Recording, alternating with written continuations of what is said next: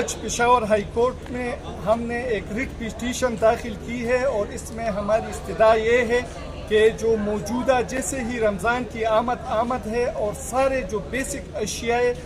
خرد ہیں اس کی قیمتوں میں بے جا اضافہ ہوا ہے، تو ہم نے اس کیس میں یہ استدعا کی ہے کہ تمام ڈی سی صاحبان اور جو انتظامیہ ہے ان کو پابند کیا جائے کہ جو سرکاری لسٹ ہے اس کے مطابق اس میں جو قیمتیں گوشت، دالوں اور سبزیوں اور فروٹس کی جو قیمتیں ہیں اس کے مطابق دی جائیں۔ اس کیس میں ہم نے حکومت سے استدعا کی ہے کہ جو لوگ ذخیرہ اندوزی کر رہے ہیں اس کے خلاف سخت سے سخت سزائیں ان کو دے کیونکہ کافی اشیاء بازار میں نہیں مل رہی۔ دوسرے بڑے بڑے اسٹور جو ہیں اور جو تاجر حضرات ہیں وہ اپنے منمانی